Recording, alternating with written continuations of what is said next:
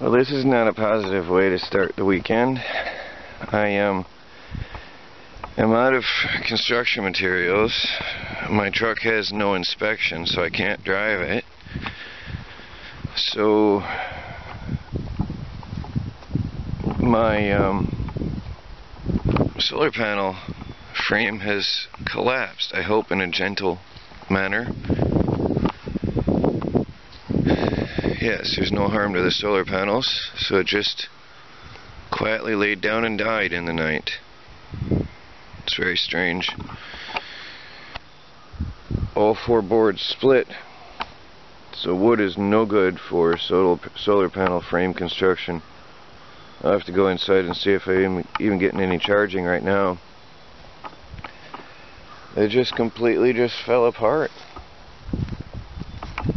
And it was screwed together. The screw was ripped right out of the wood, so it was rotted. Thankfully there's no harm done to anything. I'll have to go in and see if I'm getting any charging, if the wires got ripped out or not. I wonder if maybe the deer were out here last night, but at least it went down quiet and gently. That's a good thing. No harm done. See, I gotta rebuild all of this stuff, but I just don't have the materials. It's all on hold right now.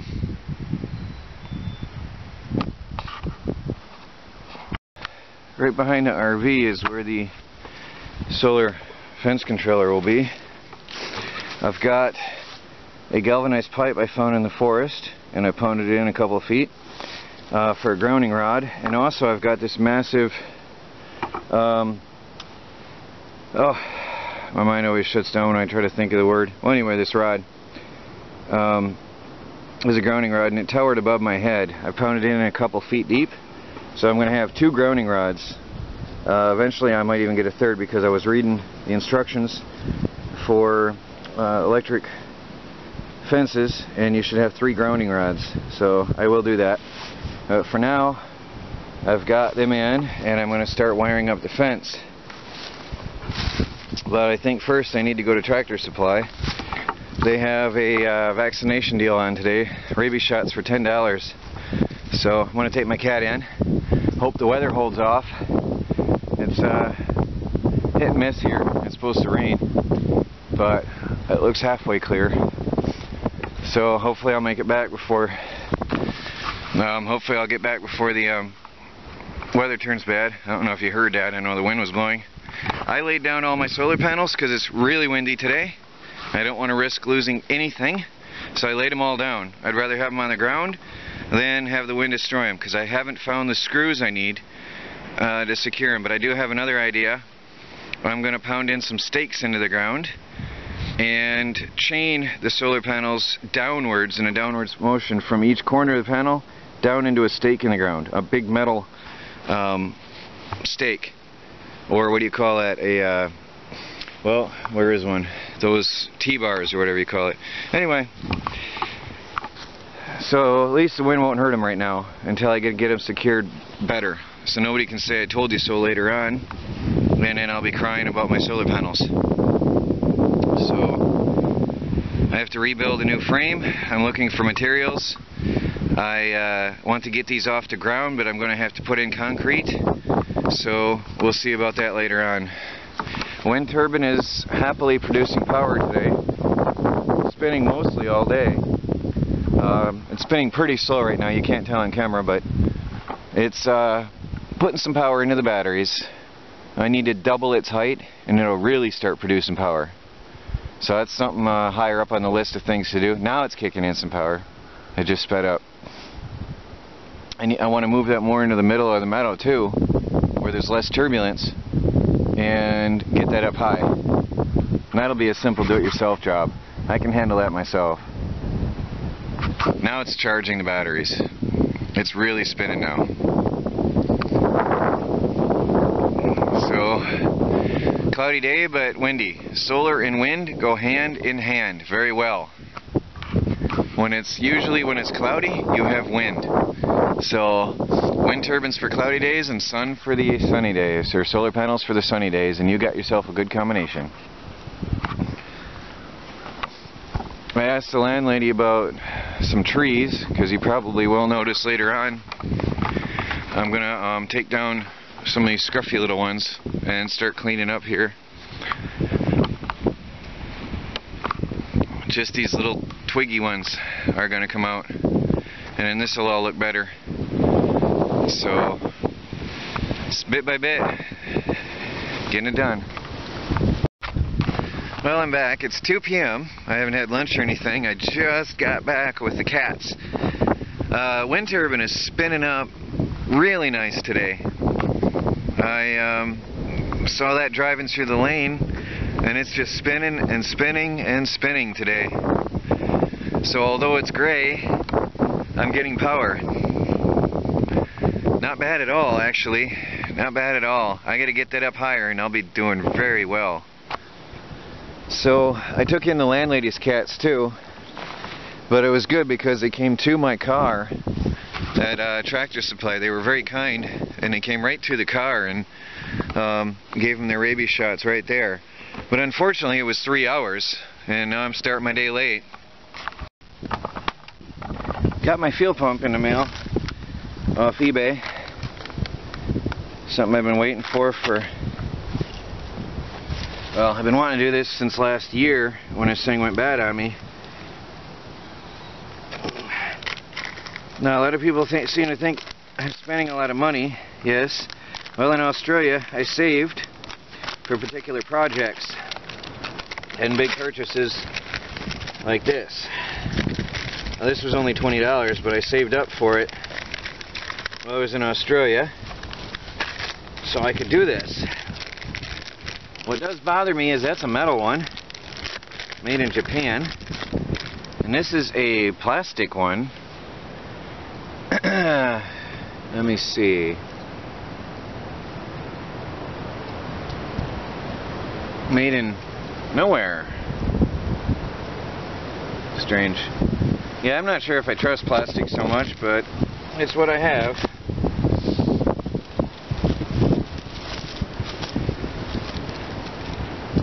What is that, a 10?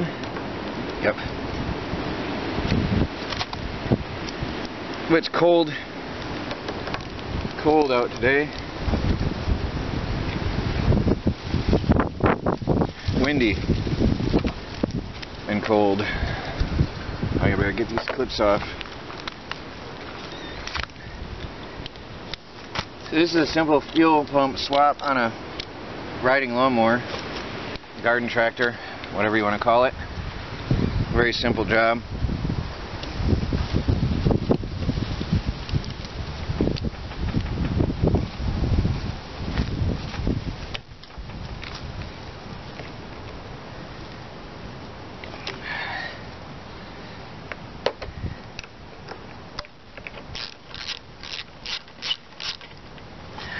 Whether it runs right away or not remains to be seen here in a few minutes. I don't know if I'll need a carburetor clean out or not after all this time.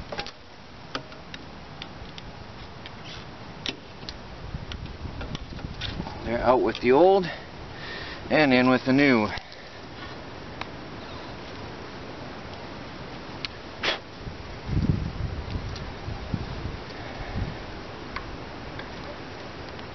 I don't like that it's plastic. Just don't trust plastic so much.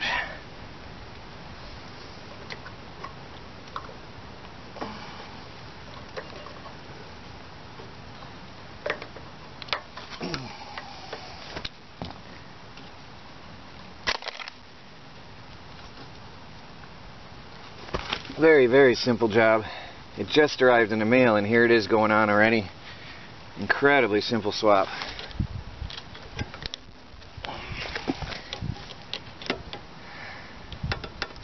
Oops, too far. I need to get the pliers for this. I know there's proper pliers for this. I was just talking to Chris, who lives up at the landlady's house, the other day about how we always complain that we don't have the pliers for these clamps, and we never go and get them. Of course, I've never actually seen the pliers for it. I just know they must exist.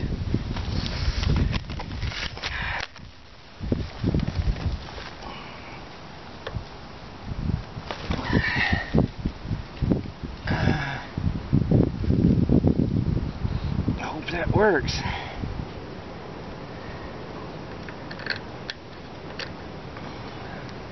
A lot of strain on that. I don't like that being plastic.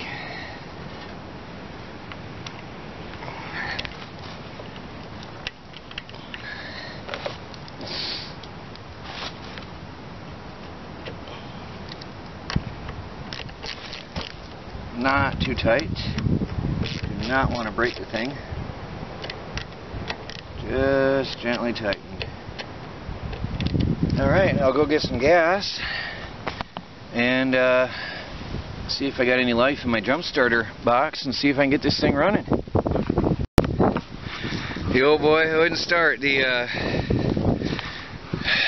jump starter that I bought.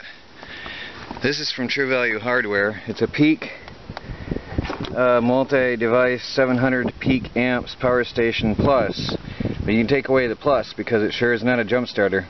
It would not even crank the thing fast enough to do anything, and I just charged it. So scratch that. I'm going to push this over to the RV and see if I can get this to jump off the RV batteries, the solar batteries. Let's see what I can do here.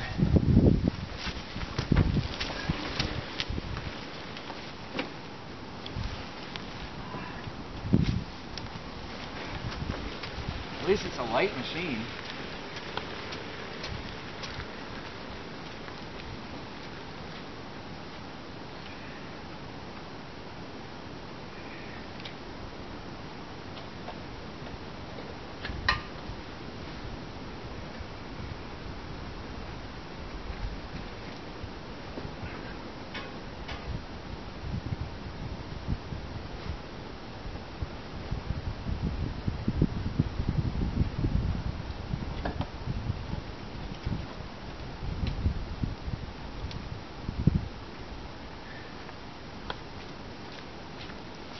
Show you what I'm doing. I hope, see, I don't know how much current I can pull, but the sun is shining. I got jumper cables hooked up from the RV batteries over to the little rider.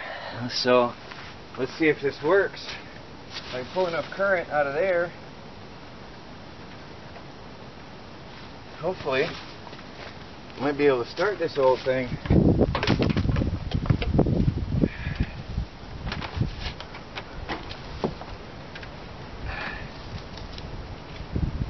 Making noises. Always was hard to turn.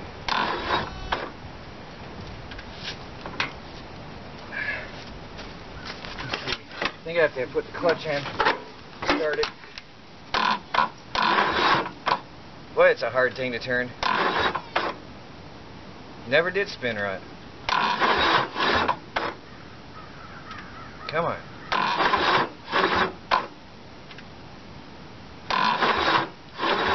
I think the starter in it's weak, honestly, because it never did start easy.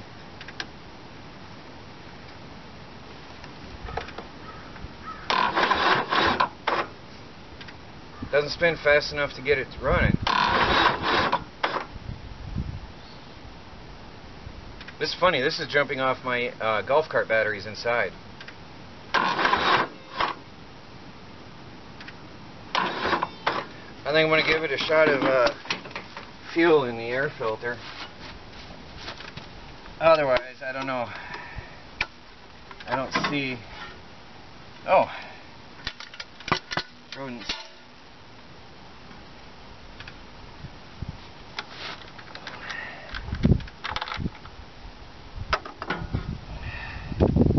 Need a new air filter.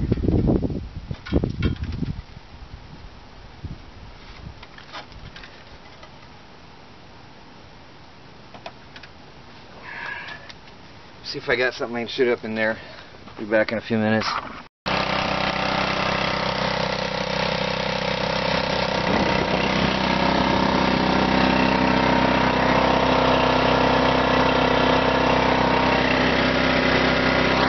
I know you probably can't hear me, so I'll tell you what I did here. Alright, this battery was so low and that mower was taking so much of a drain on that on my truck. It was actually stalling my truck, believe it or not. So then I backed the truck around. See, it wasn't jump starting from the RV. It wasn't jump starting from the truck. So I backed the truck around and tried the two 100 amp hour batteries in the back. Now that wasn't working. So I got this old boy running, which was a monster to get running after sitting all winter. The winter weather didn't do it any good with the stupid alcohol they put in our gas over here. So I finally got it running and got it hooked up so it's charging the lawnmower batteries. As soon as the alright, what I had to do to get this running, because an alternator needs DC power to run. The battery was low, so I hooked up the jump starter. I hooked up my boost box onto here, hooked up the cables from the DC generator, which is an alternator, onto here, and then what I did is just shortly turned on the boost power, and it kicked in. It kicked into the alternator. You could hear it pull on that engine. So right now it is charging the lawnmower battery with a lot of amps. So I won't leave it running for long like that because I don't want to cook that battery. I'm going to keep an eye on its temperature. But I should actually, since it's cloudy, I might check my indoor voltage on the RV batteries. I might just hook up the other set of cables and put some current inside the RV. Actually, I'm going to do that while you watch. See how hard this bogs. I wonder if it can take it.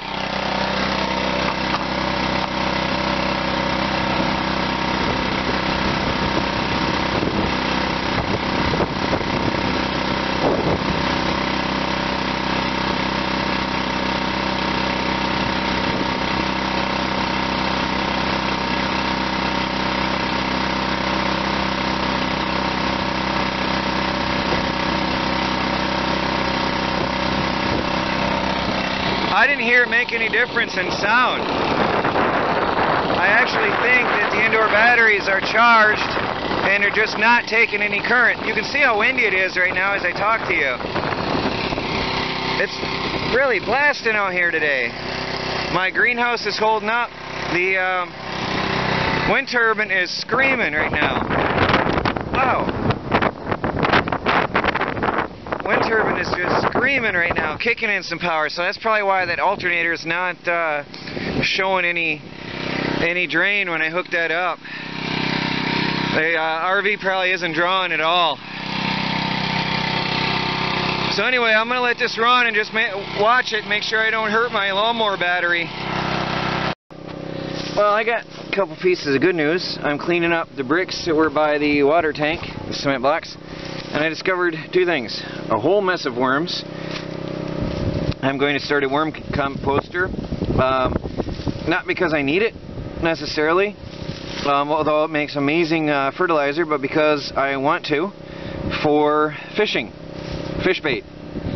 I will have my own source of fishing bait. Anyway, the other good news is I just discovered the soil is full of clay. It's a very fine mixture of clay and all the other important and valuable stuff you want in soil. At least from my studies, this looks nice. It's full of particles. It's very fertile looking soil. It's full of particles. Just amazing stuff. But clay means adobe. A lot of clay in the soil means I can make adobe bricks, which I think I'm going to make an adobe brick press later on this year and play around. I can skirt my RV with adobe. That would be nice. So I'm going to mess with that later on in the year. For now, let's see if we can find some more worms real quick here. I'm sure I will. Oh yeah, look at that. Oh, look at that. Hope you can see them. Oops, he's going to get away. Look at that. Perfect. And they're cold and lazy. Look at that. Nice. Mess of worms. That's fish bait later on. And of course, they're going to make a fine fertilizer for my garden. Worm castings, as it's called, which is an otherwise worm waste, is incredibly good garden fertilizer. Now I'm picking up worms of all sizes, babies and adults and anything I can find here. Because they're going to go in my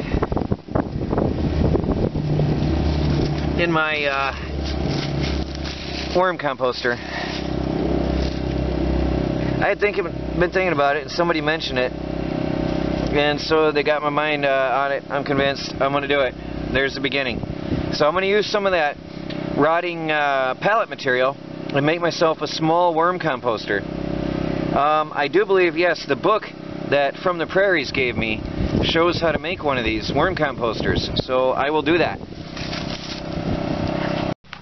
Starting to run my electric fence. I showed you earlier, I believe, my grounding rod in the ground and a pipe in the ground. Now I've wrapped some wire. I started here and wrapped it round and round and round and round on this re-rod bar, and then around and around the galvanized pipe for a couple times.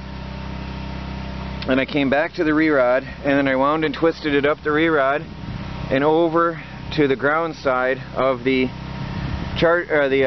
electric fence controller. Now what I've done here is I just wrapped a piece from the spool, and that's just dangling, and I've wrapped it around the hot wire of the fence line, and I'm going to start running it along the fence wires here, or the fence posts. And it's really very simple. All I'm going to do, especially on the first one, I'm just going to straighten this out. Then I'm going to go in through the loop, but then I'm going to come around the pole. Make sure it's not too tight. I'm going to come around the post and then back in for strength. Now that one's going to be like that. Now the others, I'm going to show you in a minute here. So let me spool this along. I'll grab my Leatherman. Put my Leatherman away. I won't be needing to cut it anymore. It's going to be probably a bit awkward, so I'm going to spool this wire along. I'm just pulling it tight, and then I'm going to come out to this other pole here. Let me see if I can see it on camera. Yes. I'm just going to run this across. Now, because it doesn't really want to straighten, I'm going to run my hands along it, straighten it, so I'll be right back.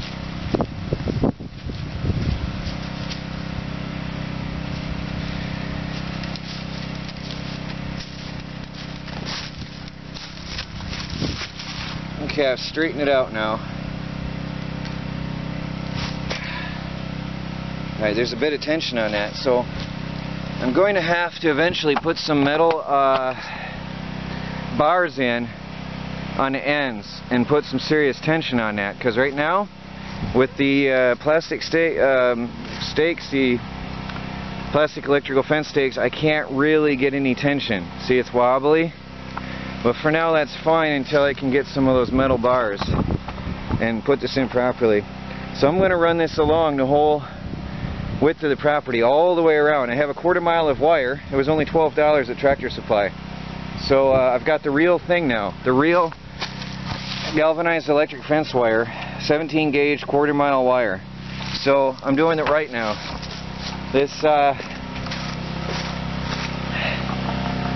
This takes, I think it said on it, it must have been on the back. It says, you can barely even see it anymore. I saw the gauge on there somewhere. Use 9 to 18 gauge wire. So I'm just about the thickest wire this can take, which is good, because I want to stop deer. So eventually I'm going to have to tighten that later, but for now I'm going to run it on these poles and get this meadow fenced in. Alright, I ran a extension cord around the front of the RV, in through the porch and up into where the fridge access panel is, because there's a dual outlet there. And without shocking myself for the camera, I want to show you. I think you can see the glowing light. Yeah, you can see it blinking. Fence okay. I really don't think this one pulses enough. It's a very slow pulser. So whatever's touching the fence really needs to be on it at the right time. I remember that from playing with it last year. But for now, it's what I've got. So it's working. The ground is good. That turned out well. Of course, I got it wrapped around enough times and on the galvanized, that helps a lot. And what I've got so far is I've run this through here. It's hard to see. I've tried to keep it as tight as I can. And I've run it around to help stop and deter deer.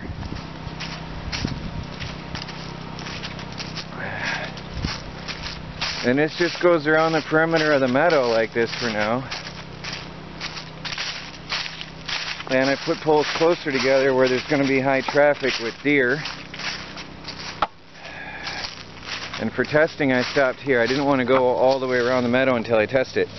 So now I'm going to continue and finish the whole meadow and all the way back around to the RV.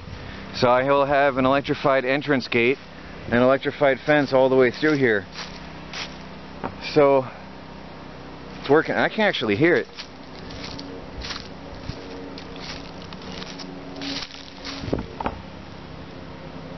I can hear it pulsing somewhere. That's weird. Well, I sure don't want to touch it. Well, anyway, I shouldn't be able to hear it unless that foam isn't insulating well. Well, there it is. There's the start of it. I'm going to finish wiring up this meadow and hopefully keep the deer out, which will keep the ticks out. And then tomorrow is Sunday. So whatever, let's see how far I get tonight with the fencing. I also want to put up the rest of my, or start putting up my garden fencing, I should say. I don't think I have enough to go all the way around because I'm obviously extending the garden, but we'll see what I have. Last year I did have a few feet left over on what I was using there, so we'll see what I've got on deer netting and see how far I can go. But I'll be hopefully doing that on Monday, because I doubt I'll be doing that today. And that's going to be some work because I got to get the T-posts in. There's a hawk. I don't know if you can see that hawk. Looking for my baby cat.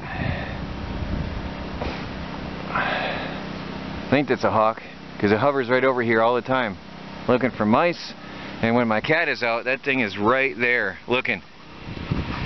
So back to work. Alright, I've terminated the wire in a cooler. That's where I'm going to keep it for now because I don't want to cut it until I'm done. I still have to go across the driveway and make a gate. So I've got the fence line, I don't know if you can see it, running through here all the way along behind the campers. It's windy. Goes along behind all the campers into the forest. Goes through the forest because I'm going to have some working area in there. I'm going to be working back there. But it goes back through the forest a ways. Gives me some security as well. It comes up again here. Comes back out of the woods here. And follows the meadow around, all the way around here. I'm just walking the perimeter anyway, make sure nothing's touching it. The indicator says it's good. Now there's some slack in the line, that's fine. If a deer hits it, it's going to spring back. And that's intentionally so. I might put another extra piece, another extra stake here in the middle, because that's probably a heavy deer path there. I doubled up right here where I know the deer go through. I know they walk through right in here. I see them come through in the evening. So I doubled up on stakes here. I've come across completely isolating the meadow and my whole work zone. Gone around the workshop. It looks good. There's nothing touching anywhere. It looks good. Okay, I've come around the workshop and then all the way back.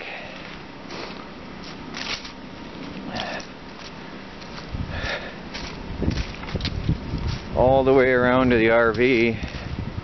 I still have to continue it again past the RV and up to the driveway, which I did not do yet.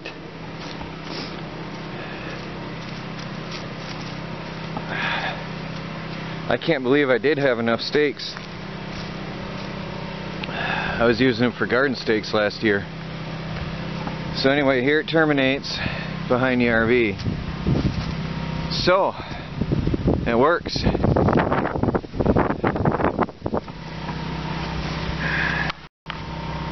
You can see the light coming on and going off. I think it's really slow. I'm not really liking how slow it is, but professionally designed, so I guess they know what they're doing.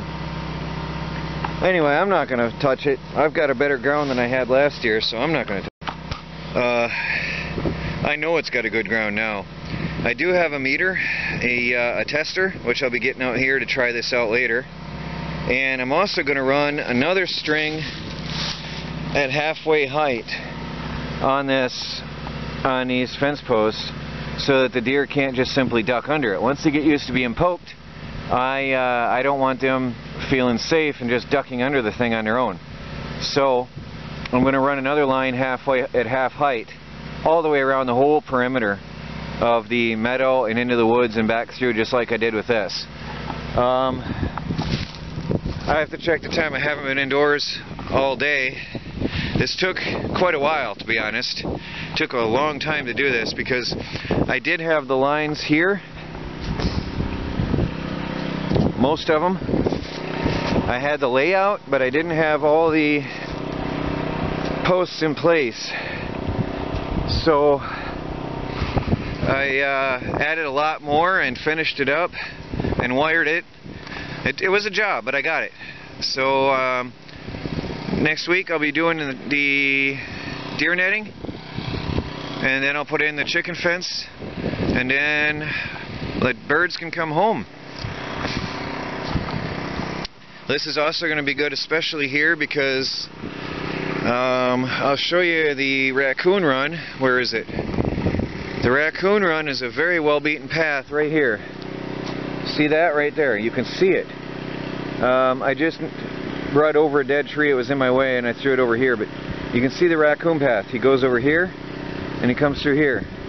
That's where the raccoons come through and on their way to kill the chickens. How do I know that? Because that's where I always find the dead bodies and the feathers and the heads they leave behind. They drag them off into the forest this way. And there's probably a whole family of them because that trail is still pretty heavily used. So I'm going to have that very well protected from trespassers, so my birds will be safe here in the meadow. That's getting there. Wind turbine has been spinning most of the day, so I should have good power. Also, I do have the generator plugged into the RV. It's charging the lawnmower and the RV.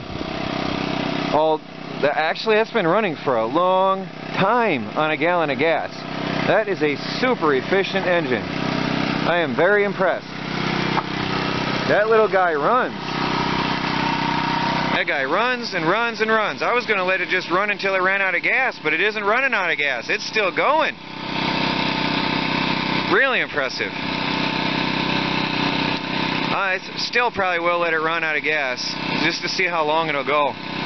I'm thinking I'll get 4 or 5 hours out of this at least. It's not bad. I did run the second line. It only took me about 10-15 minutes to run it around. Once everything's done, running a second wire is easy. I just literally came across here, up, and then wound it across there a few times. You can see where I wound it on. And then run that across the meadow. Actually, that one came out tighter than the top one, funny enough. But that's fine, because the top one can be a little bit loose. Let the deer poke their noses around on it and not mess it up. That one came out really good and straight. It looks professional. I've got a professional looking deer net fence now. Electric wire. All the way around the whole perimeter. So there should be no animals coming through there. And I tested the voltage. It's hitting 3,000 volts all the way around. So for now, that'll stop deer. That's my deer fence for now. And then later, I have to run the last. Sorry, it's really windy. Later, I'll run the bottom wire for the raccoons, and that'll do it. But the bottom wire is going to take some work because I have to make sure nothing touches it. The there's uneven ground and all kinds of stuff to deal with, so that's going to be some work there. But I'll get it. Looking good. One step done. The generator is charging my batteries because they're sitting at 14.4 volts right now. So my DC generator is pumping power into my batteries. Now, so is the MPPT controller. It's taking 60 watts from the solar panels. But I guarantee you, if I shut off that generator, this voltage is going to drop back down to around 12.7, 12.8, maybe even 13 volts. So that means the alternator is doing its job out there on that gas engine. That car alternator is pumping 100 amps into these batteries, and it is regulated, so it's doing its job nicely. So that's good to see. It is success. So things are looking better, much better. So I'm actually charging the lawnmower battery and my RV battery banks at the same time right now. How cool is that? Well, it finally ran out of gas while I was gone. Thing runs a long time on a tank. Long time. So I'm going to remove the cables.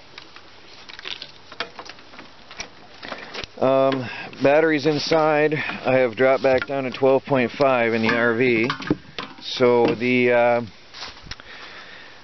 I think I was in it, yeah, I showed it was 14.4, 14.5 volts.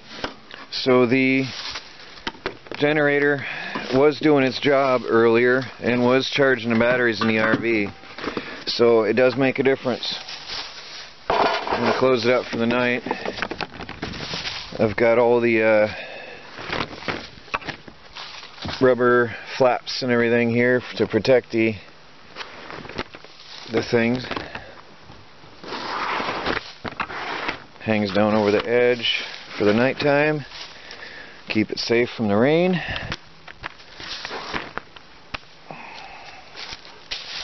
So, it served me well today. Did a very nice job. That's good.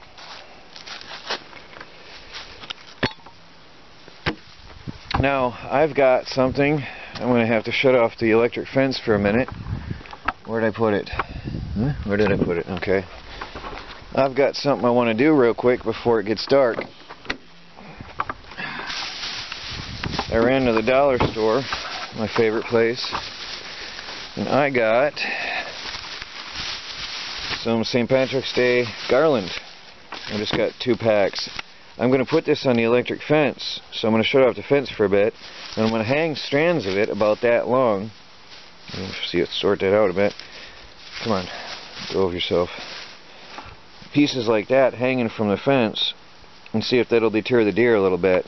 I want them to know that fence is there, and I want to stop them in any way, shape, and form. So not only do I want to have it electrified, but I also am going to have them see the stuff floating on it to help scare them away. So, but I have to go in and grab a jacket real quick. It got cold while I was gone. I'm going to do that before it gets dark.